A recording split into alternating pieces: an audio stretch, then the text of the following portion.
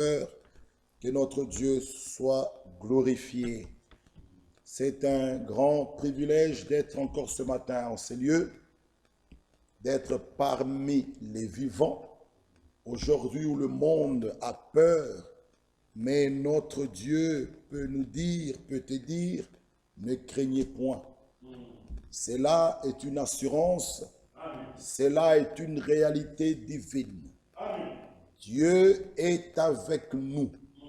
Bien-aimés frères et sœurs, ici dans le monde dans lequel nous vivons, vous verrez même les gens qui ont beaucoup d'argent ou qui appartiennent à des familles royales, des familles présidentielles ou ministérielles, vous trouverez toutes ces personnes avec une certaine assurance en eux. Ils disent, s'ils ont besoin de quelque chose, ils l'auront. S'ils veulent aller même en Australie, ils iront là-bas. Ils ont des jets privés, ils ont des avions, ils ont des gardes du corps, ils ont des voitures à leur disposition, ils ont des comptes en banque remplis, ils ont de certaines assurances et ils n'ont pas peur, ils marchent tête haute, et rien ne peut leur arriver, ils se disent que qu'est-ce qui peut nous arriver, nous avons des gardes du corps, nous avons ça, nous avons ça. Mais ils oublient une chose, que le souffle de vie qu'ils ont, ce n'est pas le garde du corps qui garde ça, c'est Dieu qui leur donne ça. Amen. Mais nous, les enfants de Dieu, le peuple de Dieu, le racheté de Dieu, parfois nous nous sous-estimons. Nous nous sous-estimons, nous avons peur, nous nous disons qu'est-ce qu'on a, nous sommes toujours des malheureux, des pauvres. Non, si vous parcourez les Saintes Écritures, les saints même de l'Ancien Testament, vous verrez, ils avaient une assurance que Dieu pouvait les donner ce dont ils avaient besoin. Vous trouvez quelqu'un comme Josué, il pouvait déclarer, parler au soleil, soleil arrête-toi. Et le soleil a obéi. Vous trouvez des gens comme des Meshach, Shadrach, Abednego, ils étaient prêts d'entrer même dans la fournaise ardente. Ils ont dit au roi, nous n'allons pas nous agenouiller devant toi. Que notre Dieu vienne ou qu'il ne vienne pas, nous ne mettrons pas nos genoux par terre pour toi. Amen. Et nous savons que notre Dieu est vivant. Et Meshach, Shadrach, Abednego ont tenu ferme. Et Dieu ne les a pas abandonnés. Vous trouvez des personnes comme des Daniel. On lui a dit, si tu continues à prier, voilà. Mais cet homme n'a pas faibli, n'a pas fait naufrage dans la foi. Il a tenu ferme, il a continué sa marche de chrétien, d'enfant de Dieu. Et on l'a pris un jour, on l'a mis dans la fosse au lion. Cela n'a pas déstabilisé Daniel. Il savait, même si ce lion le mangeait, mais il savait que son Dieu est vivant. Mais ces gens-là n'ont pas arrêté leur marche. Mais quand vous regardez, même Paul, des personnes qui étaient en prison, Paul pouvait me parler au roi Agrippa. Je sais, roi Agrippa, ce que je dis. Tu le sais que c'est la vérité. Il n'avait pas peur même de ce roi. Vous trouvez des personnes comme des pierres en prison. Et non, je te même l'enlever là. Frère, c'était des personnes, ils étaient sûrs de leur Dieu. Mais parfois, nous maintenant, nous avons peur, nous sommes toujours tristes, nous sommes toujours dans des plaintes, nous nous plaignons chaque fois, nous nous plaignons. Ça, c'est pas la marche correcte d'un enfant de Dieu. Mais nous voyons Israël dans le désert, dans 1 Corinthiens 10, il faisait qu'aussi murmurer. Mais bien aimés frères, lisons un peu cela. Il ne faut pas que cela nous arrive aussi. Nous murmurons trop, nous nous plaignons trop. Non, frères et sœurs, c'est pas comme cela la marche chrétienne. Lisons un peu 1 Corinthiens 10. Regardez. Frères, je ne veux pas que vous ignorez que nos pères ont tous été sous la nuée. Ils ont vu cela, qu'ils sont tous passés au travers de la mer. La mer rouge qui était devant eux, qui barrait leur chemin, qui barrait leur route, était ouverte. Ils sont passés à sec. Ils ont vu cela. Ils ont vu la main de Dieu. Mais regardez, ils ont été baptisés en Moïse dans la nuée et dans la mer, ils ont tous mangé le même aliment spirituel, ils ont bu le même breuvage spirituel, car ils buvaient un rocher spirituel. Ce rocher les suivait, ce rocher était Christ. Ils ont vu de grandes choses, ils ont vu des miracles, des grands prodiges. Mais quel dommage, regardez maintenant le verset 5. Une écriture vraiment touchante. La plupart d'entre eux, malgré qu'ils ont bu dans ce rocher, ils ont mangé la manne, tous le même aliment spirituel. Ils ont vu de grandes choses. Mais l'Écriture dit, la plupart d'entre eux ne furent point agréables à Dieu, puisqu'ils périrent dans le désert. Or, ces choses sont arrivées pour nous servir d'exemple, afin que nous n'ayons pas de mauvais désirs, comme ils ont eu. Mon frère et ma soeur, ne devenez point idolâtres, comme quelques-uns d'entre eux. Selon qu'il est écrit, le peuple s'assit pour manger et pour boire, puis ils se levèrent pour se divertir. Ne nous livrons point à la débauche, comme quelques-uns d'entre eux s'y livrèrent, de sorte qu'il tomba 23 000 en un seul jour. Ne tentons point le Seigneur, comme le tentèrent quelques-uns d'entre eux, qui périrent par le serpent. Le verset 10, ne murmurez point, comme murmurèrent quelques-uns d'entre eux, qui périrent par l'exterminateur. Ces choses leur sont arrivées pour servir d'exemple. Elles sont écrites pour notre instruction, à nous qui sommes parvenus à la fin des siècles. Ce peuple a vu beaucoup de choses.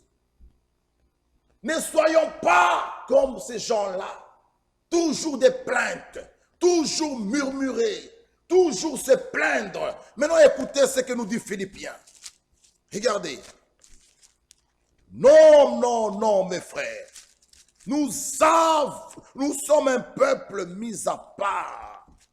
Nous avons de la richesse, une richesse merveilleuse. Dieu nous a donné sa parole, nous a révélé sa parole, nous a envoyé un prophète merveilleux, nous a envoyé même un serviteur fidèle et prudent.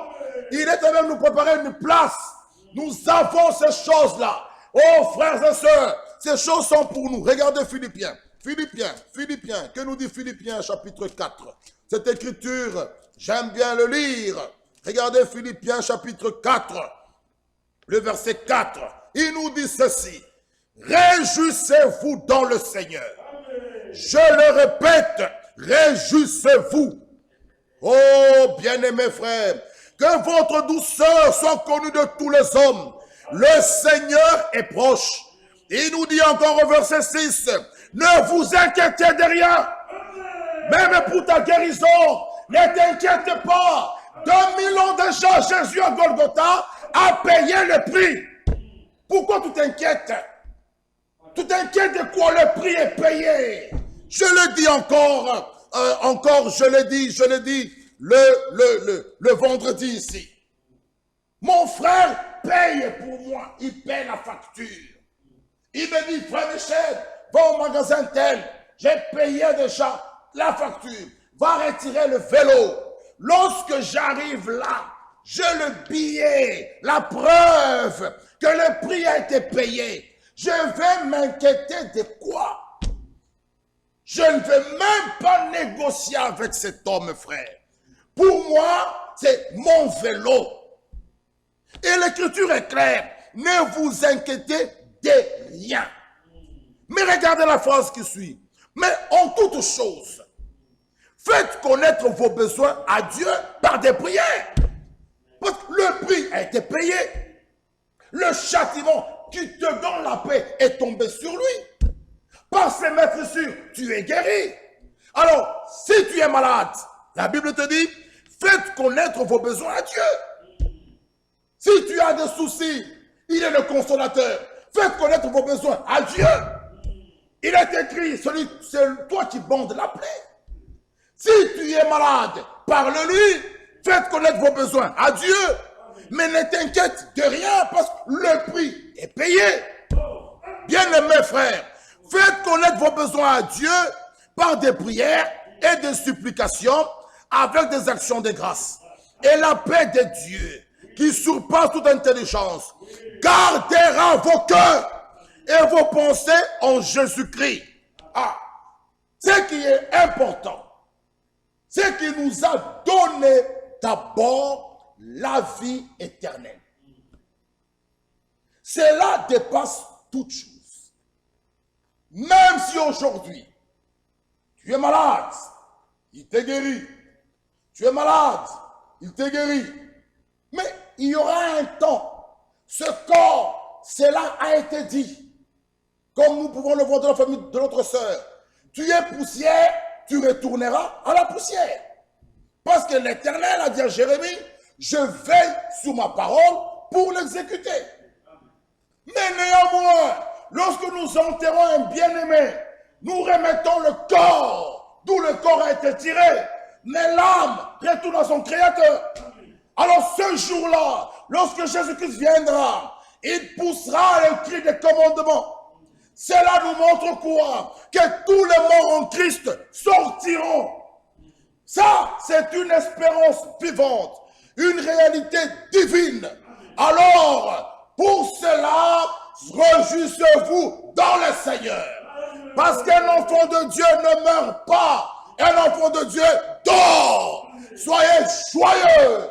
Oh, nous avons la vie éternelle qui est la vie de Dieu en nous. Réjouissez-vous dans le Seigneur. Frère, ne soyez pas tristes.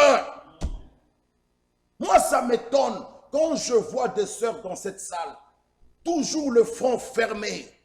Qu'est-ce que tu viens faire ici avec un front fermé? Tu es possédé de démons. Il faut qu'on prie pour toi. En cet endroit, dès que j'entre, je suis joyeux. Parce que mon Dieu me parlera. Mon Dieu me guérira. Mon Dieu me secourira. Mon Dieu me consolera. Mon Dieu me bénira.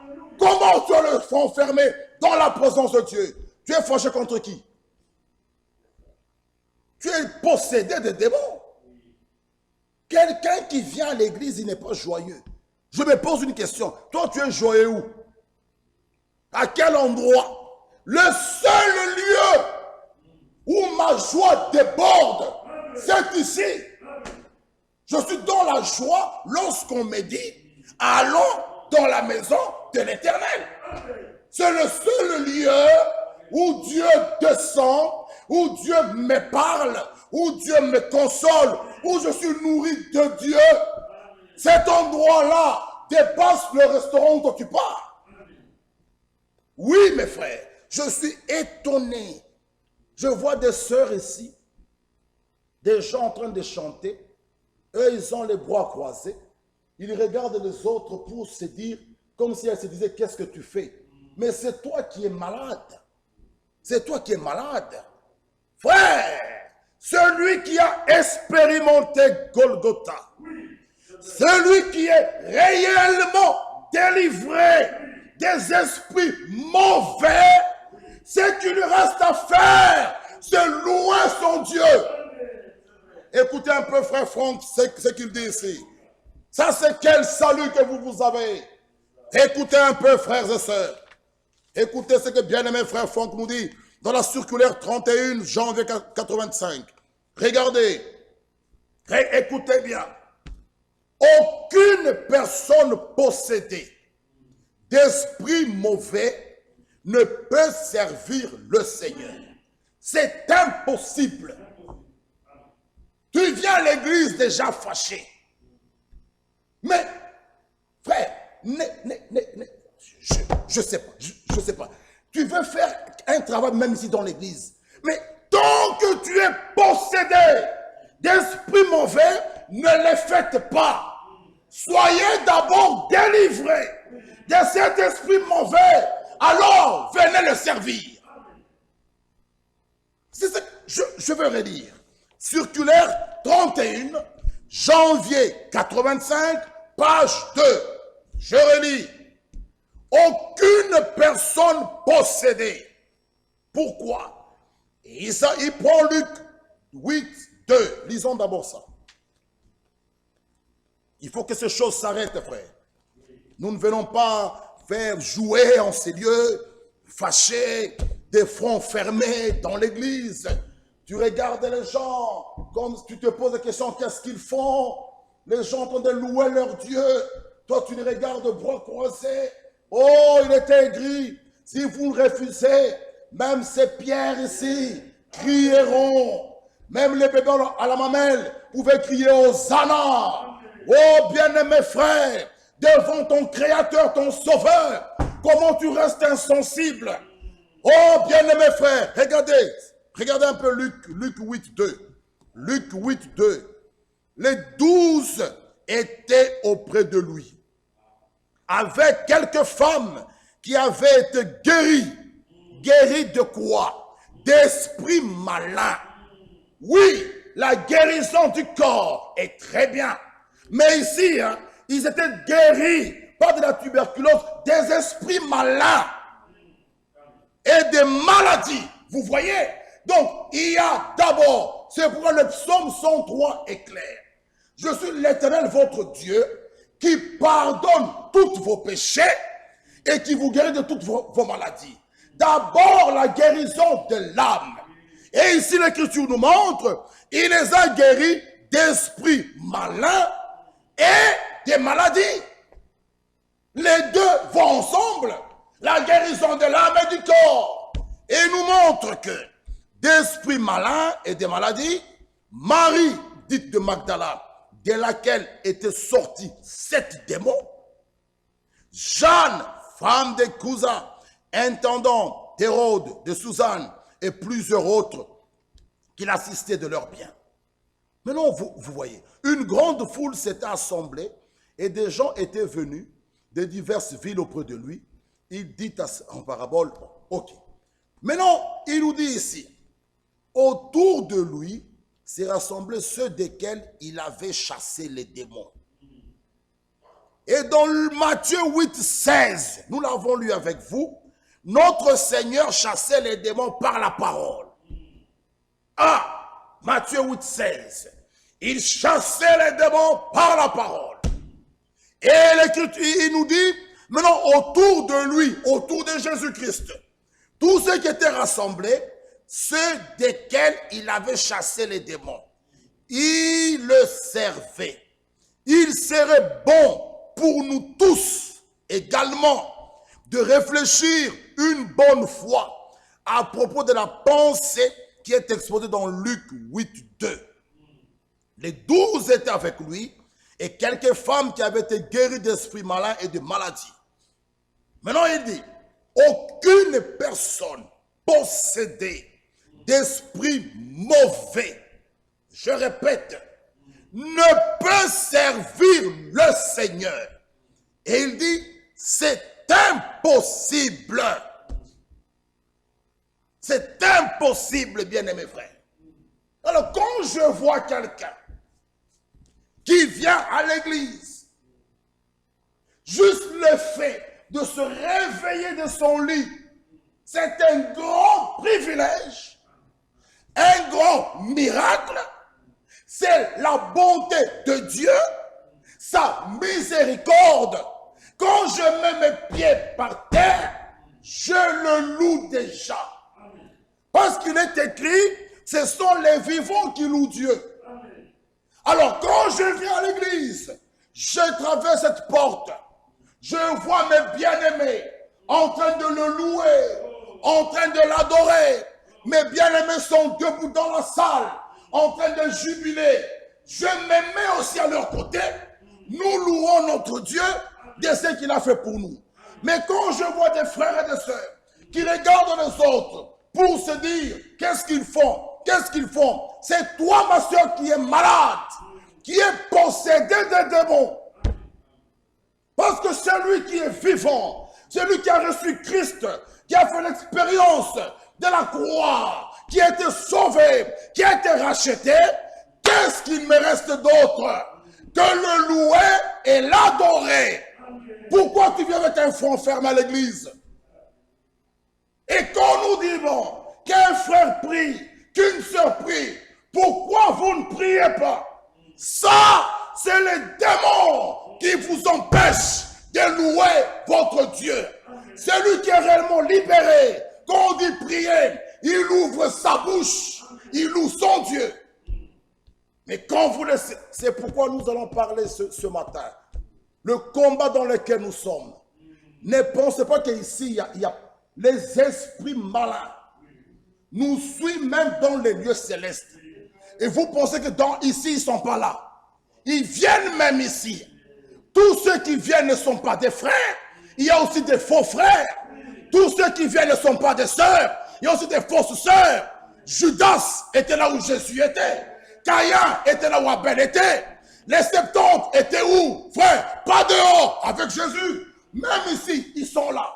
Mais vous qui avez l'armure de Dieu, pourquoi vous les fouillez? Il faut les affronter. Il faut que le mauvais parte. Le psaume, lisons. Lisons, mes frères et sœurs. Il faut que l'église se réveille. Lisons cette écriture. Le méchant ne résistera pas. Oui, psaume 1. Psaume 1, lisons cela. Heureux l'homme. Notre écriture, notre foi, Dieu donné. Par la grâce de Dieu, nous croyons que notre Dieu permettra que notre frère Dieu donné retourne ici à la chair, qu'il continue ce sujet. Il est important, la nouvelle naissance. Il est capital. Ça, c'est là où tout le monde doit passer. Naître de Dieu. Être engendré par sa parole et par son esprit. Ah, sinon, vous ne pouvez pas, frères et sœurs, entrer dans le royaume. C'est la condition absolue pour quiconque veut entrer dans le royaume. Vous devez naître de nouveau. Heureux l'homme qui ne marche pas selon le conseil des méchants. Cet homme ne s'arrête pas sous la voie des pécheurs, mais qui trouve son plaisir dans la loi de l'Éternel, qui la médite jour et nuit. Il est comme un arbre planté près d'un courant d'eau. Il donne son fruit en sa saison. Dont le feuillage ne se flétrit point. Tout ce qu'il fait lui réussit. Frère, c'est un petit secret.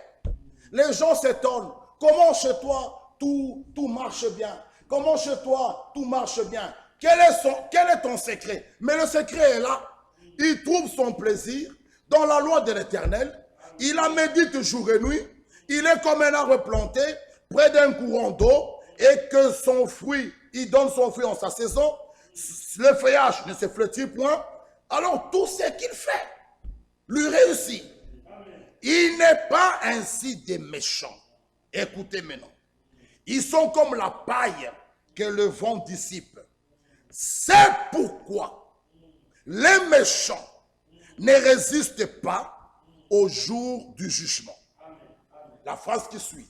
Ni les pécheurs dans l'assemblée des justes. Un pécheur ne peut pas résister dans l'assemblée des justes. Alors, comment vous, mes bien-aimés frères, que vous soyez 3, que vous soyez 4, que vous soyez 5, vous êtes revêtus de l'armure de Dieu. Même s'il y en a 10, 15 méchants, 15 pécheurs, mais vous êtes plus forts qu'eux. Parce que eux, ils sont désarmés, vous êtes armés de l'armure de Dieu. Souvenez-vous de Josué et de Caleb. Lisons Nombre. Nous voulons dire quoi? À la rentrée ici, nous voulons que le peuple de Dieu prenne position, la position qu'ils ont. Ce n'est pas des craintifs. Non. Regardez ce qui s'est passé à Kadesh Barnea avant d'entrer en Canaan. On va le lire maintenant. Nous ne voulons pas des personnes qui ont peur. Dieu n'en a pas besoin. Dieu a besoin des vrais soldats, des vaillants, des gens qui sont prêts à affronter même 10 000 personnes. Mais ils savent qu'eux, ils ne sont pas seuls. Et Dieu est avec eux. Nous voulons, lorsque nous allons rentrer ici, nous ne voulons plus des cultes formalistes. Non, nous voulons voir la puissance de Dieu en ces lieux. Mais il faut que les conditions bibliques soient mises en place. Que nous marchons pas à pas dans les empreintes de Dieu, dans les empreintes bibliques, frère. Et vous verrez la puissance de Dieu ici. Pas des gens qui viennent paralyser un culte. Nous ne voulons plus de ça. Nous voulons un Dieu vivant. Où nous l'invoquons, il nous répond. Lisons un peu nombre. Regardez à Kades Barléa. L'Éternel, nombre 13. Nombre 13. Nous allons revenir dans Ephésiens 6. Nombre 13. C'est là, doit nous réveiller. Doit nous réveiller. Que le peuple de Dieu se réveille. Ma soeur, mon frère. Oh, nombre 13. Frère, même s'il y a un frère ici qui vient avec des esprits mauvais, possédés, ces gens-là, vous savez, avant de lire nombre 13, j'étais allé un jour, ça doit être en 97, j'étais à Colosie. Et il y a un prédicateur qui prêchait, je le connaîtrais parce que je vivais chez lui. Il nous a dit, il donnait un témoignage. Il y a eu un monsieur qui était venu à l'église, à l'assemblée, avec un petit sac. Dans son petit sac, il avait des histoires. Sa mission était de paralyser le culte, de bloquer le prédicateur. Ne pensez pas que tous ceux qui viennent, ils viennent avec une pensée ou bien un sentiment noble. Il y a ceux qui viennent ici, d'autres ont des missions. Ils sont loin par le diable. Ils viennent avec des histoires. Ils disent, je vais paralyser un culte. Mais maintenant, écoutez. Ce frère était là avec son petit sac. Assis, il dit que je vais paralyser les prédicateurs.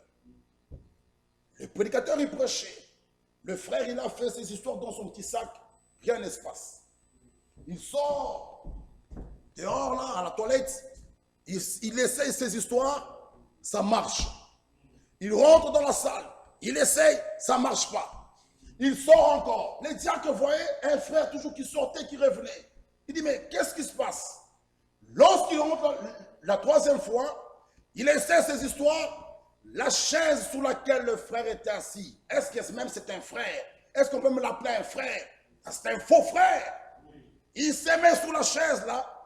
La chaise a commencé à chauffer. Ils sont le feu, commençait à le brûler. Le frère crie, il saute, il crie, il tombe. La prédication s'arrête. Frère, j'étais dans l'assemblée lorsque le frère prédicateur témoignait. Et je vivais chez le frère prédicateur. On appelle cet homme devant. Qu'est-ce qui se passe? Il vient avec son petit sac devant, il dévoile. Il dit, voilà ma mission. J'étais venu pour faire ça, pour te bloquer. Lorsque toi tu prêchais, que je puisse te bloquer. Voilà, pour que la prédication s'arrête. Mais je n'ai pas pu. Dieu était au contrôle. Vous voyez, frère? Donc cet homme-là était possédé de mauvais esprits. On a pris cet homme, on l'a amené au bureau de diacre, on a prié pour lui, on a chassé ce démon, l'homme a été libéré. Cela nous montre quoi, frères et sœurs? Qu'il y a des gens qui viennent même à l'église, ayant d'autres choses dans leur cœur. Mais il faut savoir une chose, que Dieu est au contrôle. C'est pourquoi nous devons être revêtus de l'armure de Dieu. Parce que dans ce combat, ce n'est pas contre la chair et le sang, c'est contre les esprits méchants. Pour les affronter, sois sûr que tu es revêtu de l'armure de Dieu. Si tu es sûr, tu es prêt de les affronter, frère. Et Dieu les mettra KO. Ça, nous le croyons, frère. Vous vous souvenez de ceux qui pouvaient dire, ils priaient, et les démons, les esprits méchants. Mon frère Olivier, tu peux me trouver cette écriture, ou mes frères, là derrière, ceux qui pouvaient dire, nous connaissons Paul. Vous, qui êtes-vous? On ne joue pas avec les choses de Dieu. Si Dieu ne t'a pas appelé à faire la chose, ne le fais pas. Parce que les démons viendront te mettre KO. Il dit, nous connaissons Paul. Toi, qui es-tu? Et ils les ont frappés. Ces gens se sont retrouvés sans vêtements. Frère, il faut être sûr d'avoir revêtu l'armure de Dieu. Alors le psaume 56 que nous avons lu, nous pouvons lire, que me feront les hommes? Ah, lisons Nombre 13 d'abord. L'écriture me vient là. Nombre 13. L'Éternel parla à Moïse et dit, envoie des hommes pour explorer le pays de Canaan.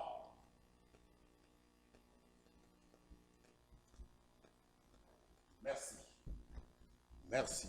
C'est bien. Nous avons une machine là qui peut nous aider à trouver vite. Envoie des hommes pour explorer le pays de Canaan. Écoutez bien la suite. Que je donne aux enfants d'Israël. Le pays était donné aux enfants d'Israël. Mais nous allons voir, pour posséder ce pays, ce n'était pas comme ça, ils sont entrés comme ça. Non. La guérison te donnait. Mais ne pense pas que le diable te laissera comme ça. Le salut même te donnait. Il faut que tu l'acceptes, que tu gardes ça, que tu veilles. Parce que la mission, nous allons voir, frères et sœurs, toutes les choses, nous lirons dans 2 Pierre. Sa divine puissance vous a donné. Mais ne pensez pas que le diable vous laissera prendre ces choses comme ça. Il y a des promesses dans la Bible, les Saintes Écritures, qui s'accompliront que tu le veuilles ou pas. Ça ne dépend même pas de ta participation. Mais il y a des promesses qui doivent s'accomplir, mais sur base de ta foi et de ton obéissance. Dans la même Bible. Nous allons le lire, frère. Nous ne devons pas tomber de l'autre côté des gens de disgrâce, que non, ne faites rien. Et attention, il y a des promesses, Jean 14, que tu nous veuilles ou pas, Jésus-Christ reviendra. Mais la promesse du Saint-Esprit, par exemple, il donne le Saint-Esprit aux enfants obéissants. Et moi, je m'étonne, ces gens-là, qu'est-ce qu'ils prêchent? Parce que même ces choses sont écrites. Je vais vous les lire. Lisons d'abord Nombre. Nous avons encore un peu de temps. Le pays était donné. Tu enverras un homme de chacune des tribus de leur père. Tous seront des principaux d'entre eux. Moïse a envoyé, vous connaissez bien, pour aller vite. Allant un peu au verset 26, toujours de Nombre 13. À leur arrivée, ils se rendirent auprès de Moïse et d'Aaron et de toute l'assemblée des enfants d'Israël à Kadès, dans le désert de Paran. Ils leur firent un rapport. C'est comme si vous envoyez 2 frères. Vous dites à 2 frères qu'allez un peu visiter notre sœur qui est malade à l'hôpital Saint-Pierre. Et les 2 frères reviennent. Maintenant, pour donner un rapport. Maintenant, ils arrivent, ils disent, ainsi qu'à toute l'assemblée, ils leur montrèrent le fruit du pays. Il dit, le fruit du pays est là. C'est vrai. Voici ce qu'ils racontèrent à Moïse. Nous sommes allés dans le pays où tu nous as envoyés. Le verset 27. À la vérité, c'est un pays, c'est vrai, où coule le lait et le miel. En voici même les fruits. La preuve, elle est là. Mais le peuple qui habite ce pays est puissant. Les villes sont fortifiées très grandes. Nous y avons vu des enfants d'Anak. Les Amalécites habitent la contrée du Midi. Les Éziens, les Jébusiens, les Amoréens habitent la montagne. Les Cananéens habitent près de la mer et le long du Jourdain. Le verset 30. Regardez des vaillants hommes que nous cherchons. Caleb fit taire le peuple qui murmurait contre Moïse. Il dit, montons, emparons-nous du pays. nous y serons vainqueurs. Eux, ils n'ont pas regardé à ce qui frappait des yeux. Oh, nous avons trouvé cette sœur. Elle a beaucoup maigri. Cette sœur, elle a maintenant, frère, plus ou moins 30 kilos. Elle avait 70 kilos. Elle a beaucoup maigri. Il n'y a plus d'espoir. Mais un vrai enfant de Dieu dira, tais-toi. Que la sœur maigrisse ou pas, nous avons la promesse. Amen. Vous voyez, bien-aimés frères. Oh, comment il se passe? L'assemblée a fermé ses portes. Comment ça se fait? Presque beaucoup de frères ont été touchés. Comment?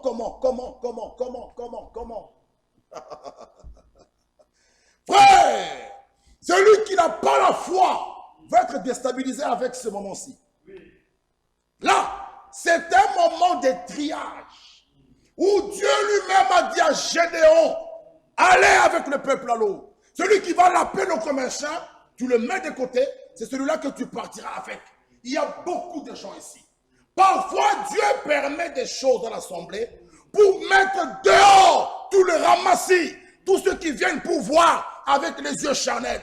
Mais les vrais vaillants de soldats, ils diront oui, il y a eu ça, mais Dieu a guéri. Cette situation va faire remonter la foi des véritables enfants de Dieu. Va donner position aux véritables enfants de Dieu. Cette situation ici. Nous sommes dans une... Frère, c'est comme une voiture qui doit prendre un virage. Ou tu fais ton nom si tu entres mal dans ce virage, ou tu t'en sors. C'est là.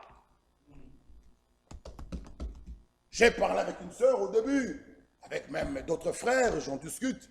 Mais dis, frère, comment on va venir à l'église? Et il y a encore la situation du Covid. Je dis à ce frère, mais comment est-ce que tu pars au travail? Pourquoi tu vas travailler? Parce que même au travail, on trouve des gens là-bas, avec le Covid. On l'écarte, on ferme votre session, après on dit après 14 jours, vous reprenez. Je n'ai vu personne démissionner. Dire que bon, qu'est-ce qui se passe? Et si maintenant on trouve encore? Mais comment tu trouves des prétextes? J'ai dit voilà, tu as déjà mort. Parce que tu trouves des prétextes. Oh, pour Dieu, nous sommes prêts. Nous sommes prêts d'aller jusqu'au bout. J'ai lu frère Branham, il dit, pour Dieu, on doit même arriver. Arrêter même un travail. Faire des sacrifices pour que son œuvre aille de l'avant. Et la récompense sera grande pour toi. Mais beaucoup de gens ont des prétextes. Oh frère, je ne venais pas à l'église. Moi, je veux suivre en ligne. Pourquoi? Et le Covid, des frères. Mais au travail. Au travail. Maintenant, le jour que tu l'auras là-bas, vas-tu démissionner? Non. Quand tu seras debout, tu repartiras au travail. Mais pourquoi fuir l'église? C'est là où il y a le grand médecin. Cette situation, frères et sœurs, nous sommes arrivés à un moment où c'est là où on verra les vrais guerriers. Les vrais guerriers. Où les autres vont s'écarter. Ils vont dire non, frère, moi je ne viendrai plus là-bas. C'est là. Oh, où est Dieu? Et tout ça. Dieu est là. Là, eux ils disent ça. Caleb dit, taisez-vous. Taisez-vous. Nous serons vainqueurs. Pourquoi? Parce que Dieu l'a dit. Ce pays, je vous le donne. Écoutez la suite. Le verset 31. Les hommes qui étaient allés avec lui dirent, nous ne pouvons pas monter contre ce peuple, car il est plus fort que nous. Ils décrièrent devant les enfants d'Israël le pays qu'ils avaient exploré. Ils dirent, le pays que nous avons parcouru pour l'explorer est un pays qui dévore ses habitants. Tous ceux que nous y avons vus sont des hommes d'une haute taille. Et nous y avons vu des géants, enfants d'Anak, de la race des géants. Nous étions à nos yeux et à l'heure comme des sauterelles. Ils commencent même à se sous-estimer. L'église du Dieu vivant, Ils ont vu la mer rouge s'ouvrir. Ils ont vu la manne manger, cette manne tomber du ciel. Frère Branham nous dit même, la manne qui tombait du ciel, qu'est-ce que cela veut dire? C'est qu'est-ce que c'est? Qu'est-ce que c'est? Qu'est-ce que c'est ça? Ça venait d'en haut. Pas d'une boulangerie de la terre, du ciel. Ils ont mangé cela. Lorsqu'ils avaient soif, un rocher les suivait. Ce rocher était Christ. Ils buvaient l'eau. Ils ont vu ça, frères et sœurs. Ils ont vu des grandes choses. Mais ils arrivent devant Canaan, à Kadesh Barnea. Ils disent, nous sommes comme des sauterelles à leurs yeux. Devant des incirconcis, devant des païens. Tu te mets toi comme une sauterelle, alors que toi tu es un fils de Dieu. Que l'Église se réveille. Bien-aimés frères, vous avez revêtu l'armure de Dieu. Mais vous vous sous-estimez. Oh, ça n'ira pas, ça n'ira pas. Mais tu es revêtu de l'armure de Dieu. Quelle est la suite? Le verset 14. Toute l'assemblée éleva la voix, poussa des cris, et le peuple pleura pendant la nuit. Tous les enfants d'Israël murmurèrent maintenant contre Moïse et Aaron. Toute l'assemblée leur dit, que ne sommes-nous morts dans le pays d'Égypte? Ou que ne sommes-nous morts dans ce désert? Pourquoi l'Éternel nous a-t-il fait aller de ce pays? Il commence maintenant à regretter. C'est comme si quelqu'un qui regrette. Pourquoi l'Éternel m'a sauvé? Il fallait même qu'il me laisse dans le monde. Quand j'étais dans les bars, dans les boîtes de nuit, j'étais bien. Tout allait bien, mes affaires fonctionnaient. Je n'étais jamais tombé malade, frère. Regardez même les païens, il y a d'autres païens qui n'ont pas le Covid. Comment moi qui ai cru au Seigneur, j'ai eu le Covid? Ça, c'est murmure. Mais où est Dieu, frère? Il y a même des païens là, leurs affaires marchent. Quand j'étais bandit, mais tout marchait, frère. Je ne manquais jamais l'argent. J'étais dans les boîtes de nuit, j'avais toutes les femmes, mais tout marchait. Ça, il dit, mais j'ai cru, on m'a baptisé, tout ne marchait pas. Ça, c'est ça leur langage. Pourquoi nous faire sortir d'Égypte? Pourquoi me faire sortir du monde? Pourquoi alors m'amener ici à la parole et tout ne marchait pas? Frère, nous ne sommes pas venus ici à la parole pour que nous ayons comme numéro 1 les biens matériels. Non, non. Si c'est pour cela alors tu es venu ici, tu as raté le but. La première des choses, ce n'est pas les biens matériels. Même la santé du corps, ce n'est pas ça. L'âme, bien-aimés frères. Le plus grand miracle, c'est que l'homme pécheur devint saint. Et nous avons comme promesse, nous aurons de corps glorifiés. Mais là, regardez, pourquoi? Pourquoi? Regardez. Il dit, pourquoi l'Éternel nous a-t-il fait aller de ce pays où nous tomberons par l'épée, où nos femmes et nos petits-enfants deviendront une proie? Ne vaut-il pas mieux pour nous de retourner en Égypte? Ne vaut-il pas mieux pour moi de retourner dans le monde? Ha! Quelle erreur! Ne vaut-il pas mieux pour moi, alors frère, de retourner dans le boîte de nuit? J'étais bien là-bas. Mais maintenant la question est celle-ci. Celui qui pouvait prendre la décision de retourner en Égypte, la question est celle-ci. Qui allait lui réouvrir la mer rouge? C'est là la question. Parce que la mer rouge a été ouverte une fois pour le peuple, ils ont traversé. Les Égyptiens voulaient suivre, ils sont morts. Parce que cela n'était pas à eux. Mais qui prend la décision que je veux retourner en Égypte? Oui, ok, vas-y. Maintenant, il allait arriver devant la mer rouge. Qui allait ouvrir? Mes frères, aussi longtemps que Dieu t'a fait sortir du monde, et que toi tu dis, j'y retourne, si tu es réellement son enfant, bien-aimé frère, si tu es réellement sa fille, il ne te laissera pas. Vaut mieux ne pas toucher les choses saintes.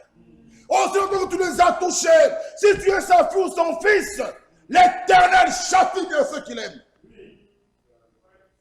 Il ne peut pas. C'est pourquoi, mes frères, lorsqu'Israël faisait le vautour, il descendait. Il est châtié. Mais lorsque l'Égypte faisait des histoires, Dieu il les laissait. Pourquoi? Rendez-vous au jugement dernier. Oui. C'est là, frères et sœurs. C'est pourquoi pour nous, c'est une grâce. L'Écriture dit, le jugement commence dans la maison de Dieu. Amen. Ici, il nous parle, il nous corrige. Ce jour-là, nous sommes passés de l'autre côté. Nous sommes libérés, enlevés, sauvés, finis.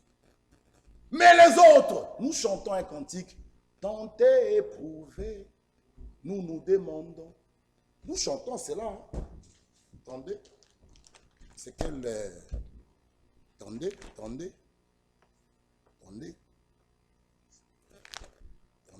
Regardez ici avec moi.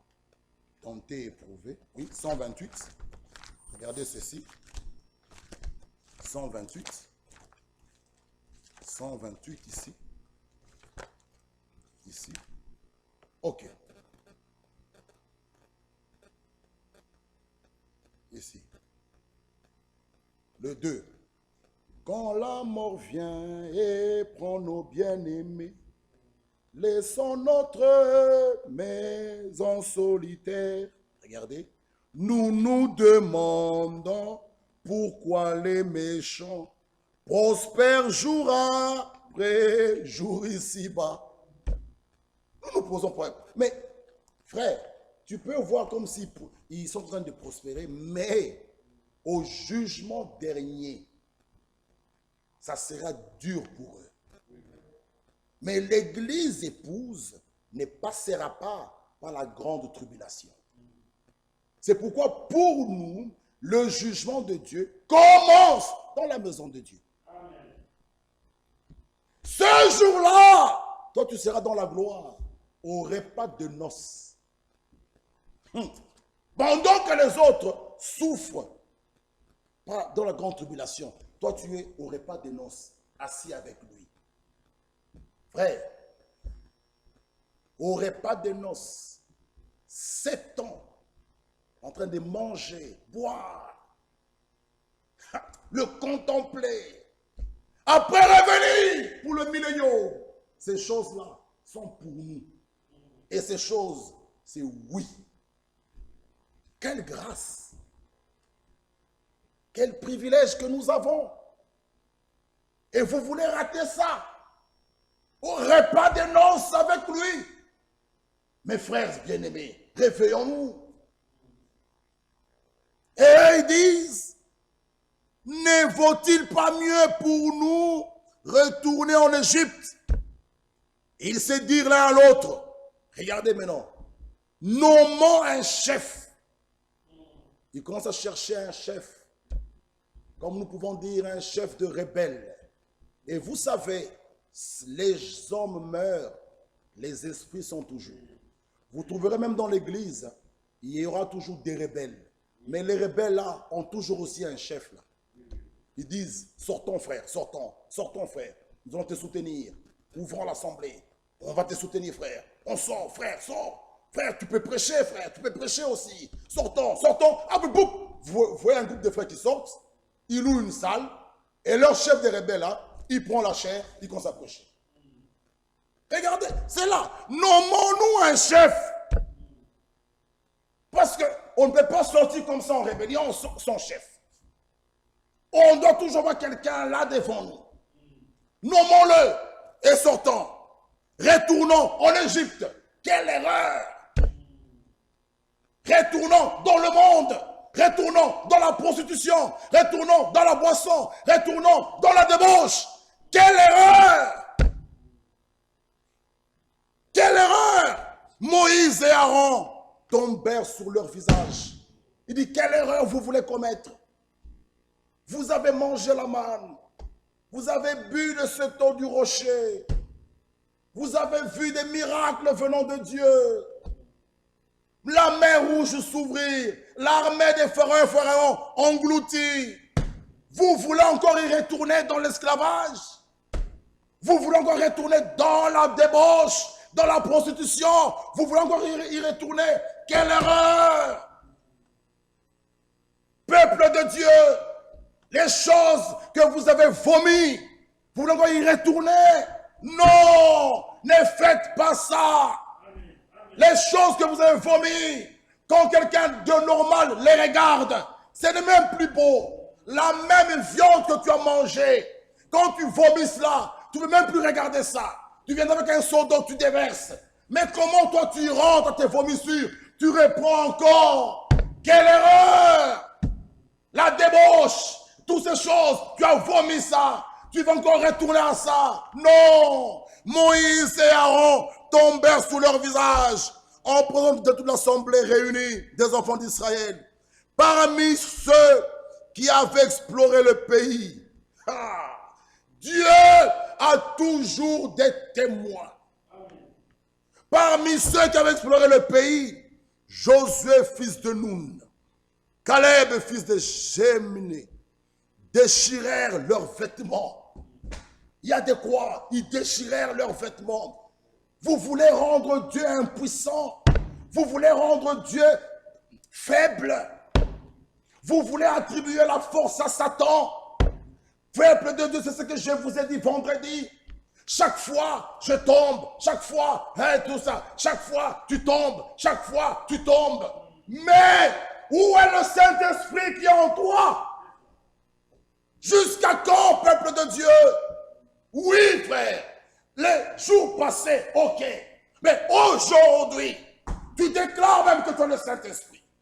Mais chaque fois, tomber, chaque fois, chaque fois, tu vois les yeux d'une femme, tu tombes, tu vois ça, tu tombes, tu vois ça, tu tombes. Mais où est la puissance de Dieu?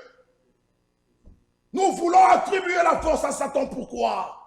Oh frère, la chair est faible, la chair est faible. Mais l'Écriture dit, votre corps est le temple du Saint-Esprit. Non, mes bien-aimés frères, il continue à dire,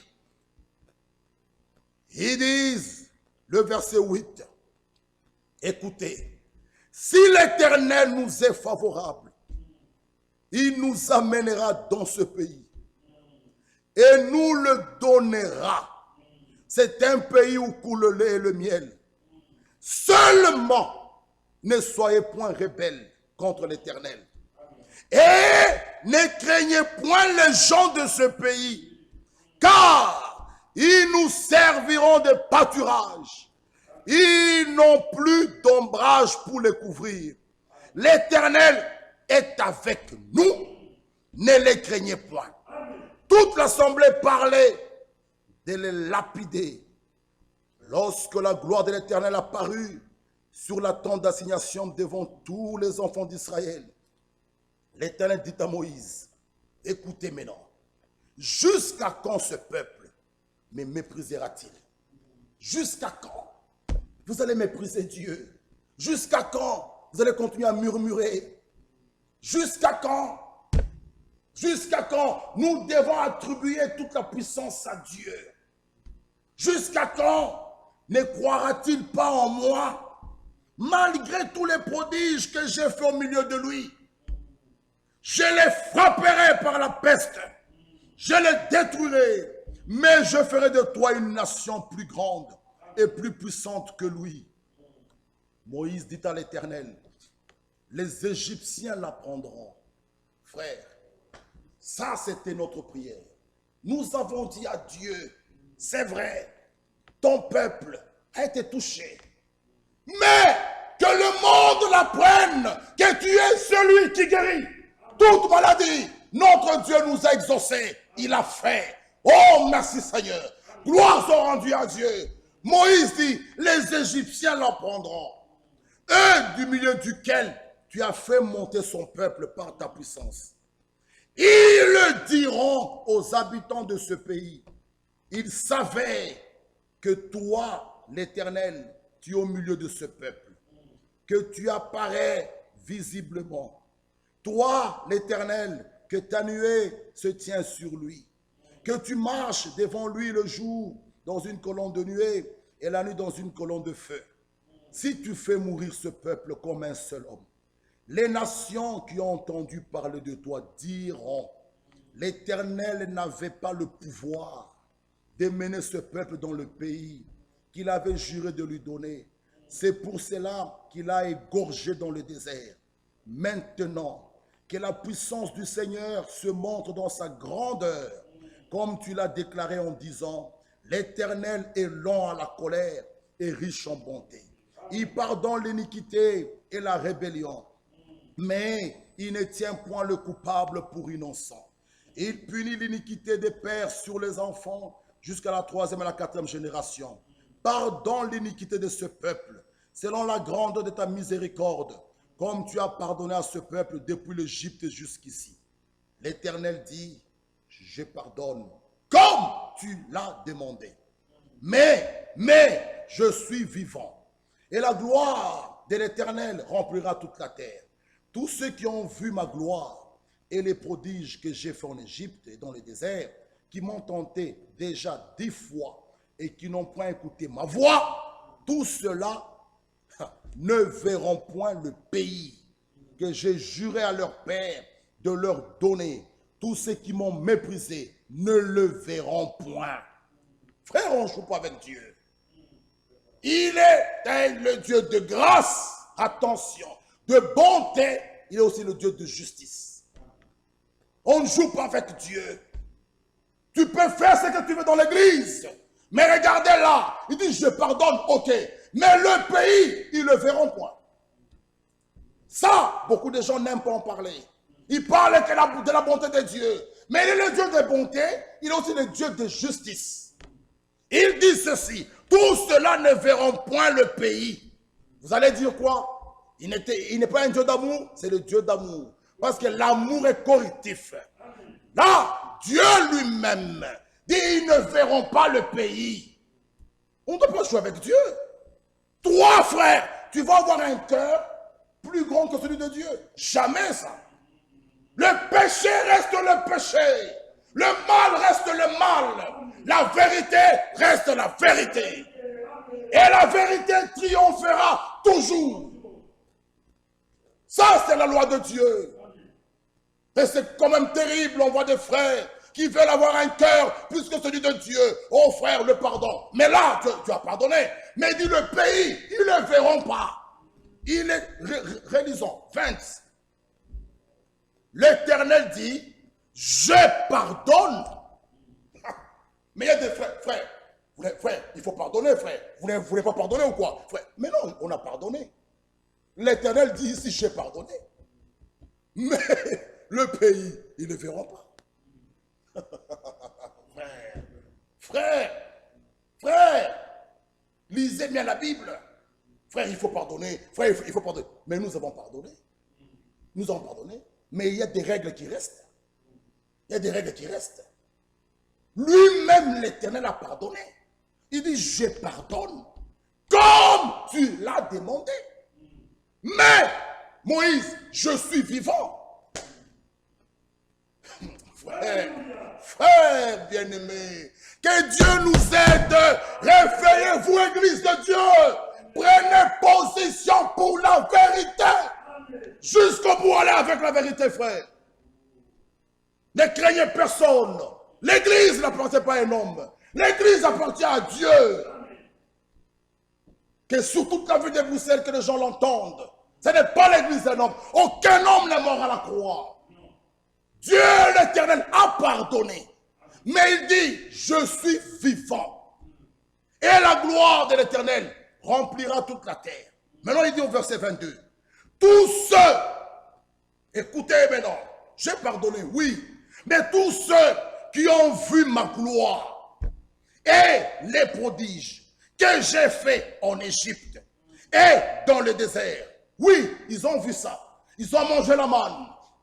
Vous avez bu l'eau du rocher. Vous avez vu la mer rouge s'ouvrir. Vous avez vu toutes ces choses. Mais qui m'ont tenté déjà 10 fois. Regardez. Qui n'ont point écouté ma voix. Tous ceux-là ne verront point le pays. Ils verront point. Ils verront point le pays. Pardonnez, j'ai pardonné. Mais le pays, ils ne verront point. Que je jurais à leur père de leur donner. Tous ceux qui m'ont méprisé ne le verront point. Ça, c'est Dieu qui parle lui-même. C'est pourquoi, bien-aimés frères, à l'église du Dieu vivant, ne ramenons pas des compromis dans la parole. Ne ramenons pas des blagues, des arrangements d'hommes. Non. Non, non, non, non, non et non. Nous n'en voulons plus, nous n'en voulons pas. Nous voulons Dieu lui-même qui prenne la prééminence de son église. Pardonner, il a pardonné. Il est Dieu, il dit je pardonne. Mais le pays, ces gens-là ne le verront pas. Les règles de Dieu demeurent. Il dit pardonner, je pardonne. Mais le pays, ils ne le verront pas. Là, les gens qui aiment proclamer tout la grâce, ils aiment pas des choses comme ça. La grâce, elle est là. Pardonnez, j'ai pardonné. Mais la même grâce dit, le pays, tu ne le verras pas. Ça, c'est Dieu, frère. Il est un Dieu de justice. Tu joues avec Dieu, il t'écarte. C'est fini, c'est fini. N'essaye pas de déranger le monde. Dieu, il est un Dieu de sa parole. Il dit, je veille sur cela pour l'accomplir. Et le verset 24 est clair.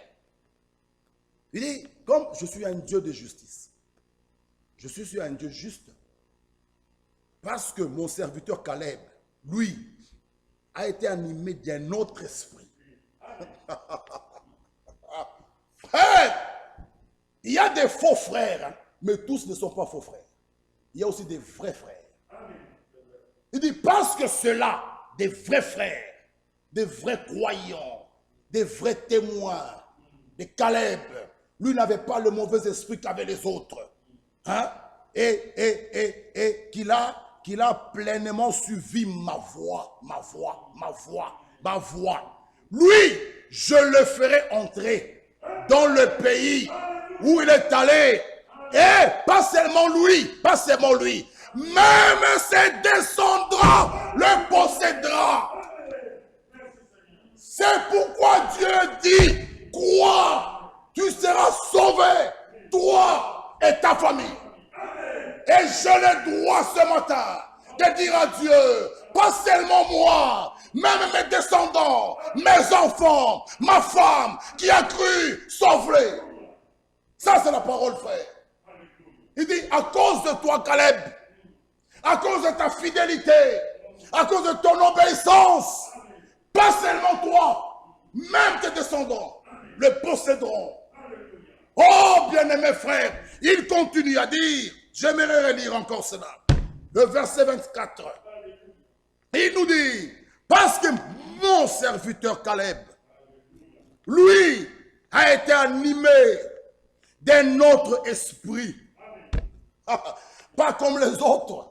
Frère, nous pouvons jouer dans l'église, mais ne pensez pas que tous seront animés du même esprit.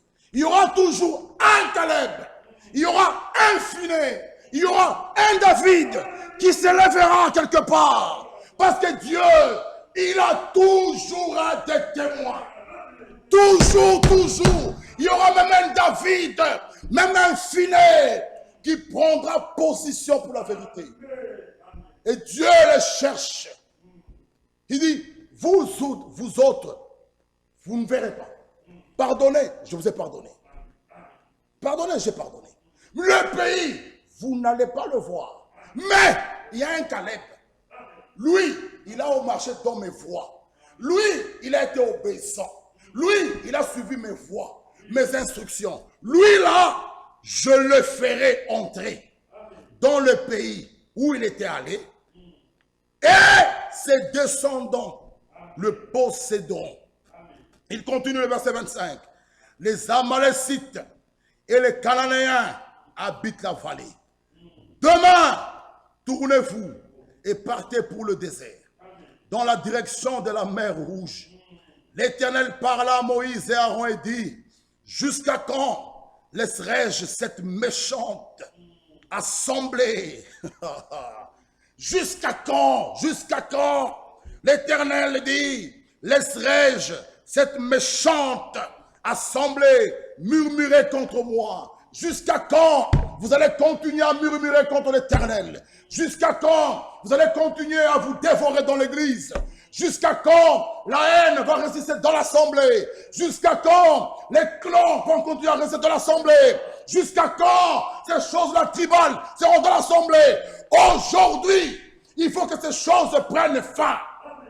L'Éternel dit à Moïse, jusqu'à quand? Jusqu'à quand? Je laisserai cette méchante assemblée murmurer contre moi.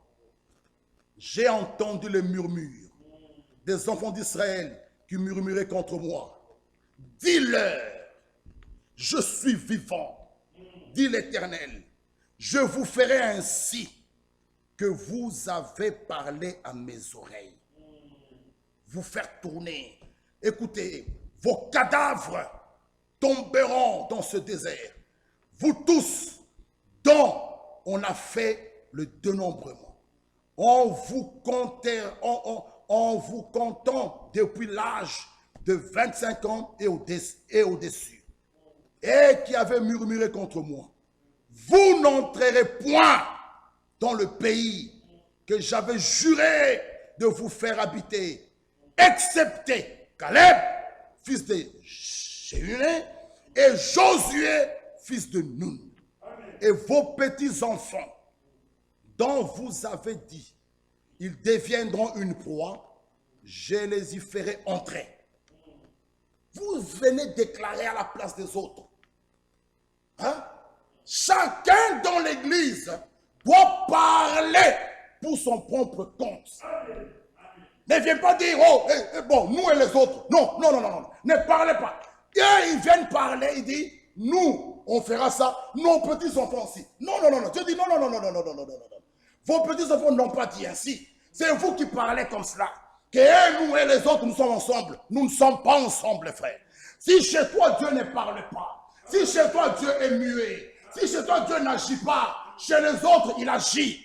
Laissez les autres parler. Il ne faut pas parler à la place des autres. Oh, dans l'assemblée, où est Dieu? Dieu est absent chez toi. Mais chez les autres, il est vivant. Il est vivant, frères et sœurs. Ne parlez pas à la place des autres. Tais-toi, parle pour toi-même. Où est Dieu? Où est Dieu, frère? Regardez là-bas. Regardez. Qui t'a donné ce droit de parler pour les autres? Parle pour ton propre cas. Il dit, vos cadavres à vous tomberont dans les déserts. Vos enfants seront nomades, 40 ans dans le désert, et porteront la peine, de vos infidélités, jusqu'à ce que vos cadavres soient tous tombés dans le désert. De même que vous avez mis 40 jours à explorer le pays, vous porterez la peine de vos iniquités 40 années. Ah! Une année pour chaque jour. Oh! Et vous saurez ce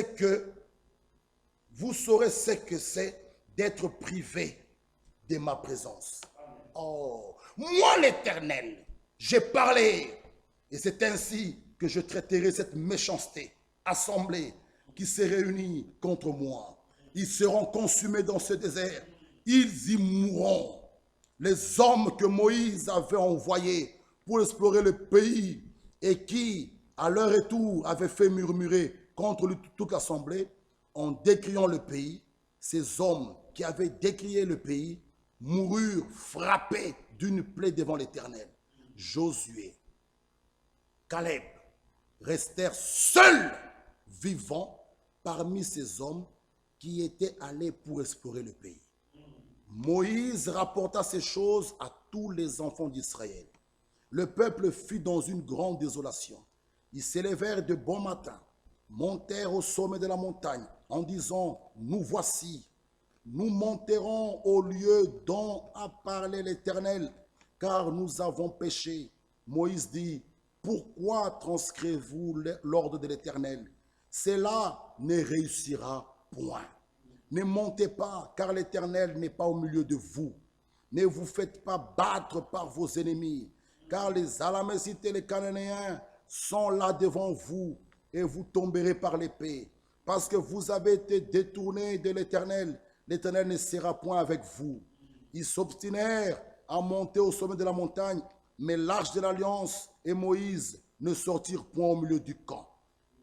Vous voyez, frère, le verset 15, l'Éternel parla à Moïse et dit, parle aux enfants d'Israël et dis-leur, quand vous verrez entrer dans le pays que je vous donne pour y établir vos demeures, et que vous offrirez à l'Éternel un sacrifice consumé par le feu, soit un holocauste, soit un sacrifice en accomplissement d'un vœu, ou en offrande volontaire, ou bien dans vos fêtes pour produire, avec vos gros ou vos menus bétail, une agréable odeur à l'Éternel. Maintenant, bien-aimés frères, nous pourrons voir ici à la fin qu'il y avait que Josué et Caleb qui ont eu la grâce de Dieu parce qu'ils ont obéi à ce que Dieu avait dit et réellement ils ont pris le pays. Mais pour aller vers la fin, vous pouvez le lire chez vous, pour aller vers la fin, qu'est-ce qu'il dira? Moïse pouvait dire aux 12 espions d'aller explorer le pays, mais 10 ont découragé le peuple, 2 ont tenu, ils sont restés fermes à ce que l'Éternel avait dit. Mais arrivé en Canaan, ils ne pouvaient pas entrer en Canaan comme cela. Il fallait combattre, mettre ceux qui étaient là dehors pour posséder le pays. C'est pourquoi, mes bien-aimés frères et sœurs, les promesses que Dieu nous a faites sont certaines et véritables. Mais pour entrer en possession de cela, ne pensez pas que ça sera comme cela. Non, vous devez combattre, vous devez garder la foi, vous devez résister au diable, vous devez rester ferme. Même quand tout va mal, vous devez toujours crier victoire, victoire, victoire. Résistez-lui. Lisons un peu ça dans 1 Pierre 5. 1 Pierre chapitre 5. 1 Pierre chapitre 5. Lisons un peu 1 Pierre chapitre 5. Nous allons revenir après, même en semaine. 1 Pierre 5. 1 Pierre chapitre 5, le verset 9. Regardez. Résistez-lui avec une foi ferme. Amen. On s'arrête juste là. Résistez-lui avec une foi ferme. Hébreux 12. Hébreux chapitre 12, le verset 4. Hébreux 12, verset 4. Vous n'avez pas encore résisté jusqu'au sang en luttant contre le péché. Frère, de même que notre Sauveur ne pouvait pas éviter ce combat, aucun de rachetés ne peut aussi l'éviter. Et dans ce combat, notre Seigneur l'a affronté et il pouvait le renverser, toujours aussi avec la parole écrite. Il est écrit, il est aussi écrit. Et dans Matthieu 6,16, il chassait les démons avec l'autorité de la parole. Frère, nous aussi, nous devons garder la parole. Ah, j'aimerais un peu lire quelque chose ici. Ici. Oui, écoutez bien. Toujours, maintenant c'est la page 3, circulaire 31. Pourquoi les promesses de Dieu? Attendez.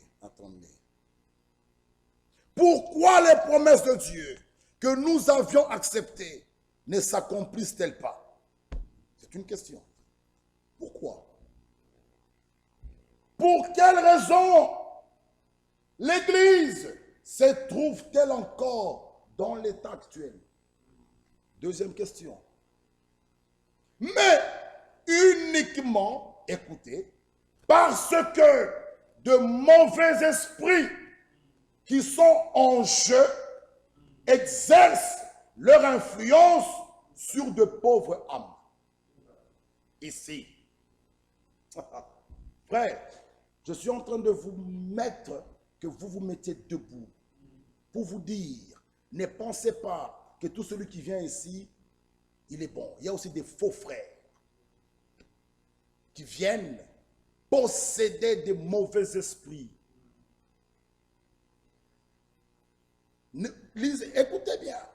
Tu les vois assis là, mais les mauvais esprits, leur influence leur pauvre âme.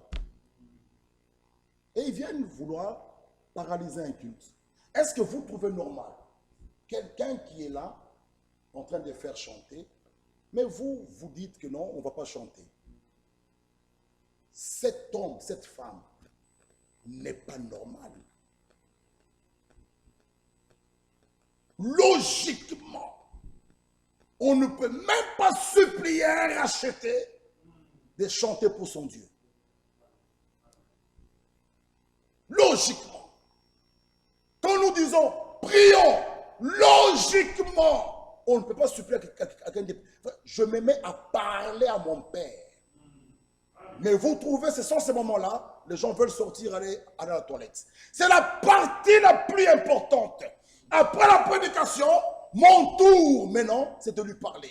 Mais vous trouvez les gens qui sortent, qui bougent les autres. Un frère est déjà emporté par la prière. La prédication l'a pris la prière. Toi, tu te bouges, vous le coupez. Peut-être il doit ouvrir ses yeux. C'est la partie où même chacun doit rester là. Allez là derrière, hein, après même la prière. Quand nous disons prions, logiquement, on doit tous fermer nos yeux, rester dans cette attente-là, entendre la parole qui te parle à la douce voix, te mettre en prière. Non, vous trouvez là, c'est les gens maintenant qu'on a sorti, à bousculer les autres. Non! Tout ça, ce sont des esprits qui vous troublent, qui ne veulent pas que vous parlez à votre Dieu. Et tant que tu ne reconnais pas que tu es possédé de ces mauvais esprits, comment tu seras délivré? Si quelqu'un ne se reconnaît pas pécheur, comment sera-t-il sauvé? Pour toi, tout est bon. Non. Tu n'amènes pas la paix à l'église, mais tu es possédé. Parce que l'Écriture dit, ceux qui procurent la paix sont appelés fils de Dieu. Amen. Mais si toi, tu n'amènes pas la paix à l'église, tu y es d'où? Parce que Dieu est un Dieu de paix et d'ordre. Frère, disons-nous un peu les choses claires. Que chacun s'examine, frère. Un enfant de Dieu, lorsqu'il vient à l'église, il amène la paix. Amen. Pas les troubles. Tu entres dans la salle, tout le monde est troublé. Non! C'est pas normal, mon frère. Tu dois ramener la paix avec toi. Tu ramènes la joie. Amen. Ah oui. Maintenant, il dit, pourquoi les promesses de Dieu que nous avons acceptées ne s'accomplissent-elles pas? Pourquoi? Le Saint-Esprit, pourquoi nous ne voyons pas l'action du Saint-Esprit ici? Pourquoi? Frère, dans les choses de Dieu, on ne fait pas de calculs. On se laisse conduire par le Saint-Esprit. On ne fait pas de calculs. Bon, moi je vais faire ça, moi je... Non. Pourquoi? Pour quelle raison l'Église se trouve-t-elle dans cet état actuel? Pour quelle raison? Où il y a des groupes dans l'Église. Il y a des clans. Vous vous aimez avec un petit groupe là. Vous rejetez les autres. Les autres ne sont pas considérés dans l'Église. Non, frère. Avant l'enlèvement, l'Église épouse doit être ramenée à un cœur, une âme. Bien-aimés frères, cela se manifestera avant son retour. Et tous les faux doivent partir. Mais non, les choses non. Arrêtez ces choses. Il faut qu'il y ait un changement.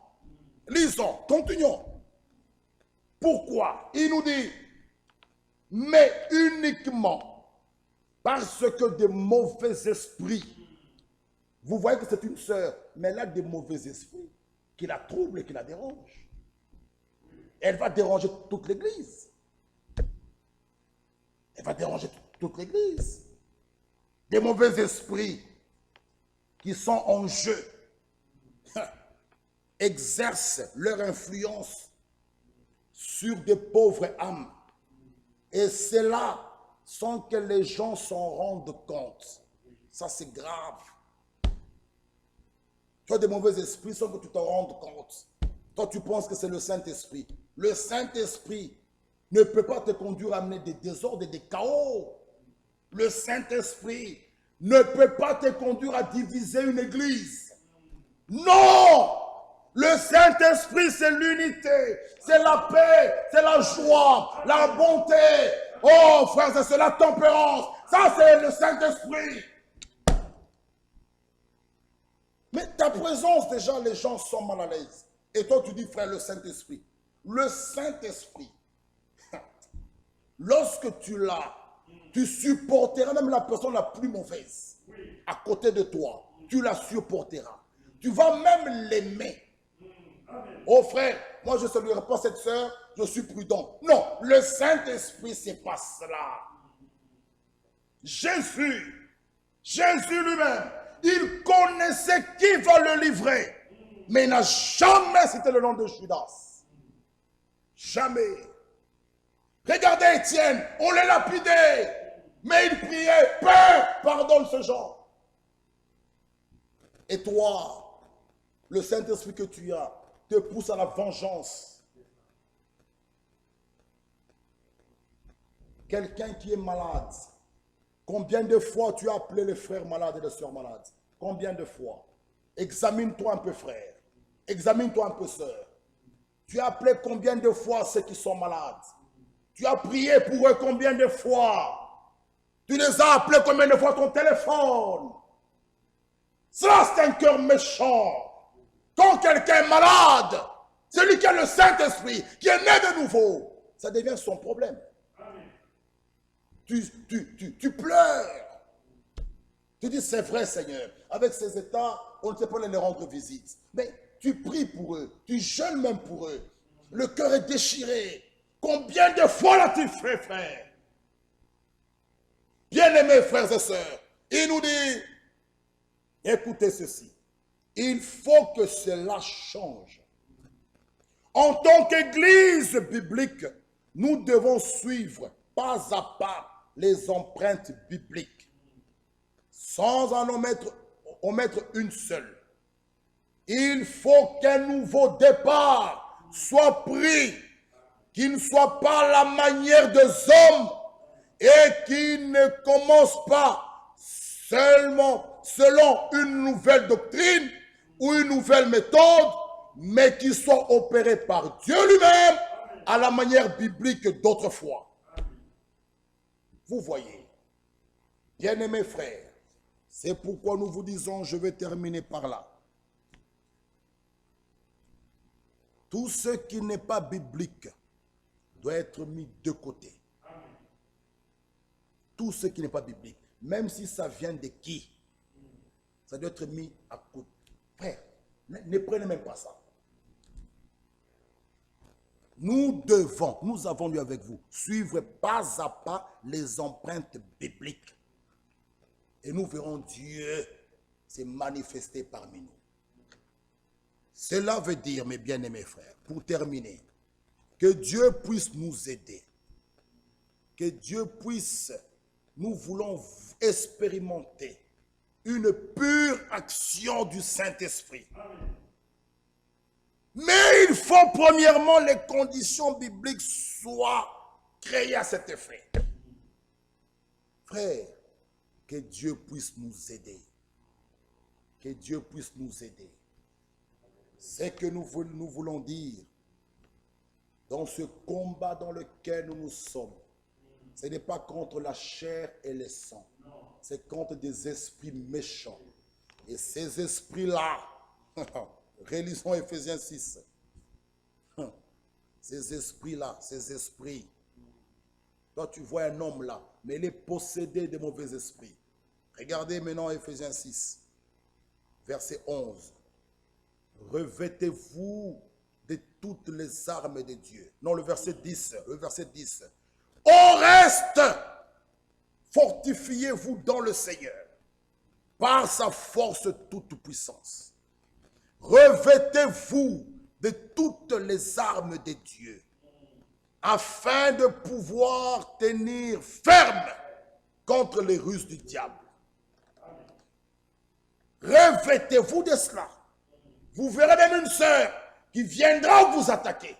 Mais vous, si vous avez revêtu, comme nous venons de lire, les armes de Dieu, vous allez tenir ferme. Vous n'allez pas entrer dans son jeu. Elle t'a insulté, je l'insulte. Non, tu es tombé. Tu es tombé. Tu es tombé. Parce qu'elle a fait, j'ai fait. Tu es tombé. La Bible nous dit, revêtez-vous de toutes les armes de Dieu, afin de tenir ferme contre les ruses du diable. Car nous n'avons pas à lutter contre la chair et le sang. La sœur qui t'a insulté là, ne luttez pas contre la chair et le sang. Toi, il faut savoir que c'est un mauvais esprit.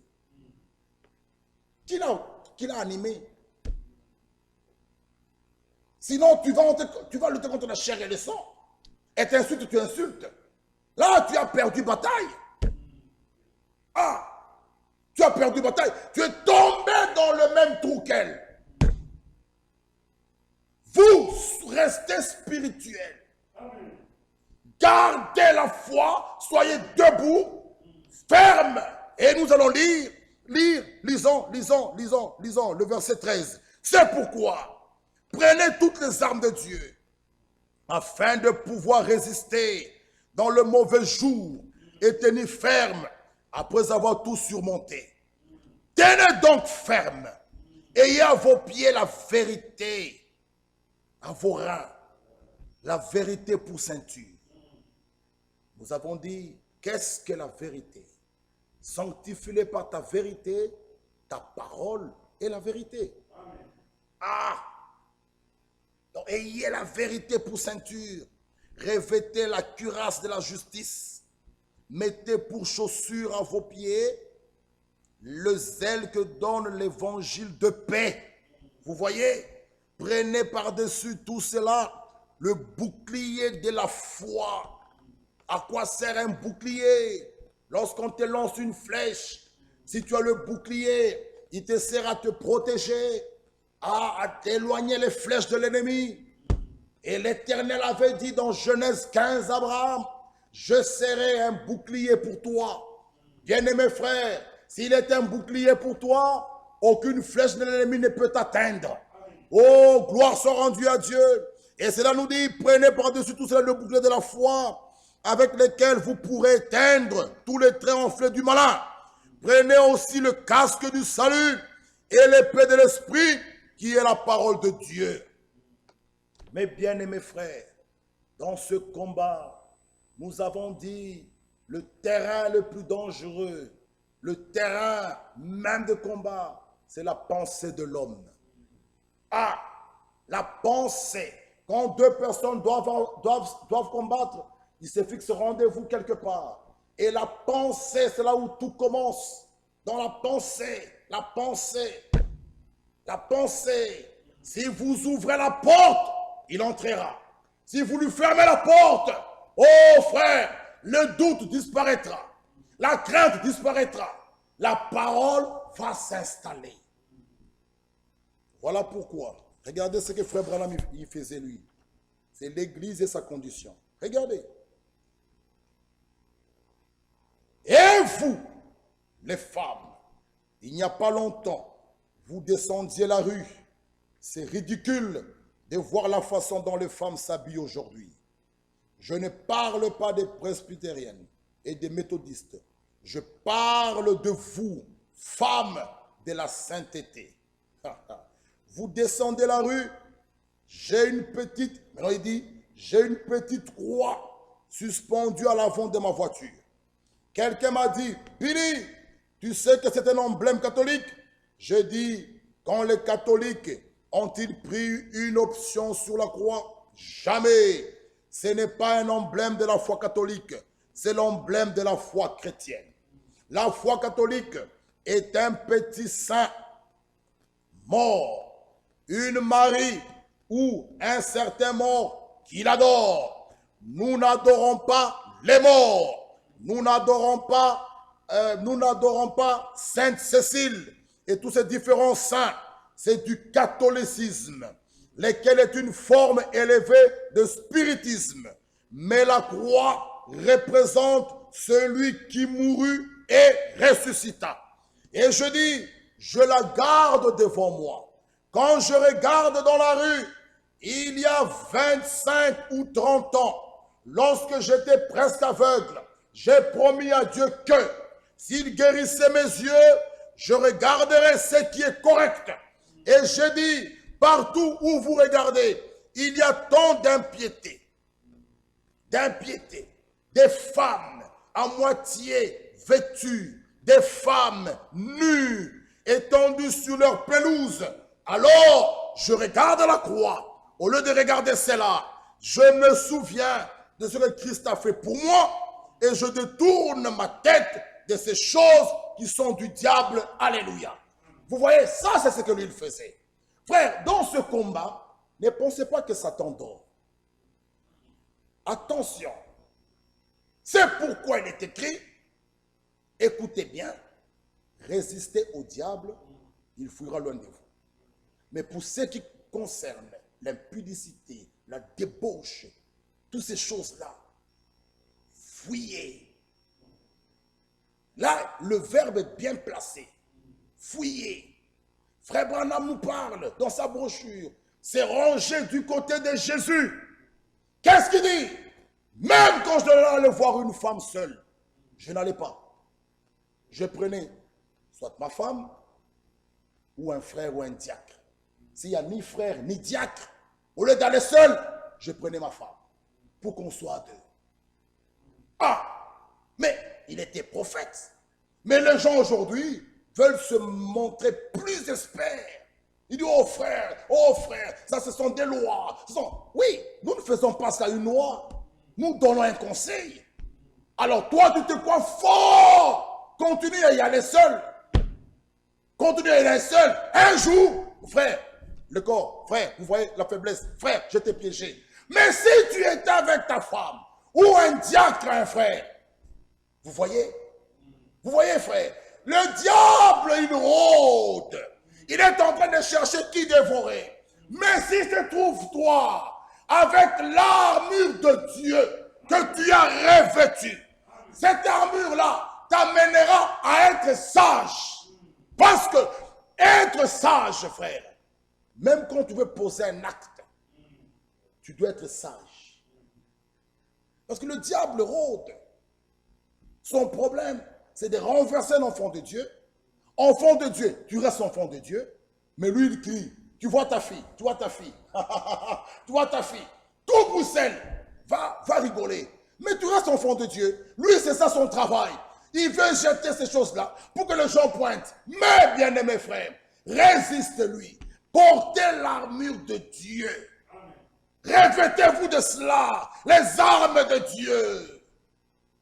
Cela vous rendra fort. Fort, bien-aimés frères, nous traversons des moments difficiles. Très difficiles. Résistez-lui. Et bien-aimés frères, 2 Pierre, nous allons terminer par là. Regardez. Regardez 2 Pierre chapitre 1, le verset 3. Regardez. Sa divine puissance nous a donné. Il avait dit à Moïse, nous avons lu, je vous ai donné ce pays. Mais ce pays, tous ne sont pas entrés.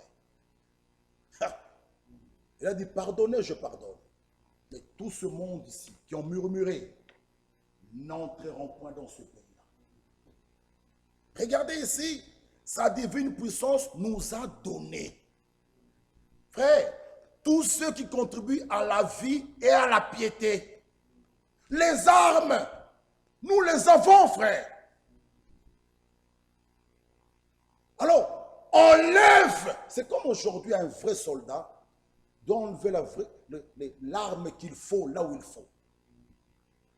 Tu n'iras pas avec les armes, comme je l'ai dit, des 40-45 aujourd'hui, au combat, à la guerre. Non. Ces armes ont servi en 40-45. Peut-être ça même apporté la victoire à un pays. Mais aujourd'hui, en 2020, tu n'iras pas avec ces armes. C'est fini. Le monde a déjà évolué. Nous aussi, nous sommes le dernier âge, l'âge de l'Odyssée. Tous les démons, frère, qui étaient là au premier âge, deuxième, frère, Satan n'est plus un petit enfant comme ça. Attention, nous sommes à la fin. Et ce n'est pas avec n'importe quelle arme nous irons au combat. Revêtez-vous des armes de Dieu. C'est pourquoi Dieu, dans ce temps, nous a envoyé un prophète du calibre d'Élie. Frère Franck même conseille, il dit, écoutez et réalisez les brochures. Parce que frère Branham, son message, la prédication est allée partout, même dans les chambres à coucher, frère. Pointer le péché même dans les petits détails. Parce que Satan est malin. Il est rusé. Et Dieu ne s'est pas arrêté là. Il nous envoie un serviteur fidèle et prudent. Pour que même les petits détails là soient clairs. Que l'épouse ne puisse pas dire, oh ça je ne savais pas. C'est fini. Nous sommes au dernier âge. Il n'y aura pas un autre prophète qui viendra encore éclairer quelque chose. C'est fini, frère. Après nous, c'est l'enlèvement. Cet âge, il y a même eu un serviteur fidèle et prudent. Les choses sont claires. Clair. Les petits détails, tout est clair, frère. On a lu ici avec vous, tout est clair. Tout est clair, mes bien-aimés frères. Aucune personne possédée d'esprit mauvais ne peut servir le Seigneur. C'est impossible. Tu ne peux pas servir le Seigneur étant possédé de mauvais esprits. Et ces esprits méchants-là nous suivent même dans les lieux célestes, voulant nous disputer nos bénédictions. Soyez ferme, mon frère. La guérison est pour toi. Mais Satan ne te laissera pas. Il faut être ferme. Tu lui dis, Satan, c'est faux. Même si j'ai mal encore, Jésus m'a guéri. Satan, faux. J'ai encore mal, Jésus m'a guéri. Satan, faux. J'ai encore mal, Jésus m'a guéri. Tu verras. Mais là, je sais que c'est compliqué, mais c'est ça la vérité. Mais quand on t'appelle, ma soeur, comment ça va? Frère, après la prière d'hier, j'ai encore mal dormi. J'ai toujours très mal, ça ne va pas. Là, non, c'est pas ça. Un enfant de Dieu, c'est un homme de foi. Vraiment, un homme de foi. Et la foi est une ferme assurance des choses qu'on espère. Comment vas-tu, ma soeur? Très bien. Mais tu as mal, hein? Et tu dis très bien, frère. Très bien. Satan dira, mais cet homme n'est pas normal. Il a mal, il dit qu'il va bien. Il va venir, il pince encore. Un autre fois t'appelle, frère, comment tu vas? Très bien. Il dit, mais cet homme n'est pas normal. Il vient, il pince encore. 30 minutes, le téléphone sonne. On t'apporte le téléphone. Maman, c'est elle. Ma soeur, comment tu vas? Oh, très bien. Satan dira, en tout cas, cet homme, alors je m'éloigne de lui. Fini! Mais quand tu dis toujours mal, il va t'écraser sur ton lit. Voilà, bien-aimés frères, il faut des hommes de foi, comme cette femme. Comment va l'enfant? Pourquoi tu vas chercher le prophète? Tout va bien. Mais l'enfant était mort. Lui, il dit à son mari, tout va bien. Quelle déclaration! Mais bien-aimés frères, réveillons-nous. Il faut qu'on arrive à ce stade-là. Mon frère, comment vas-tu? Très bien. À l'église? Oh, très bien. Mon frère, comment vas-tu? Très bien. À l'église? Oh, on a fermé l'église, tout va très mal. Toi, tu es un incrédule.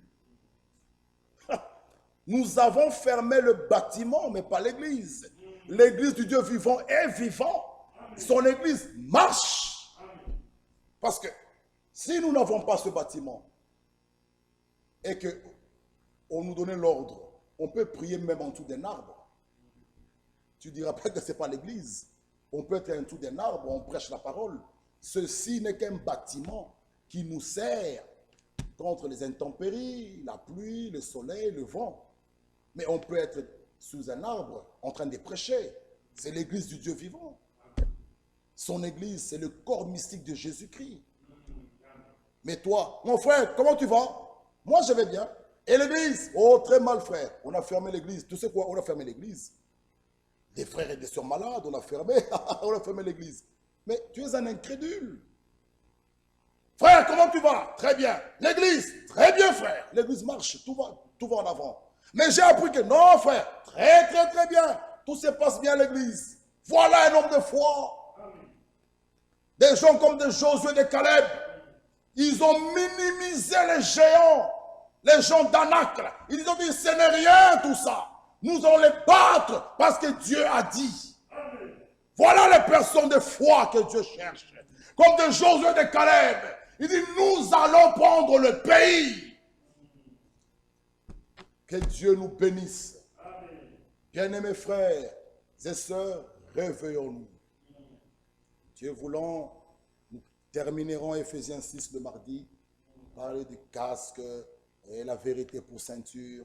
Que Dieu nous bénisse richement. Mettons-nous debout. Alléluia, gloire à Dieu, je suis libre.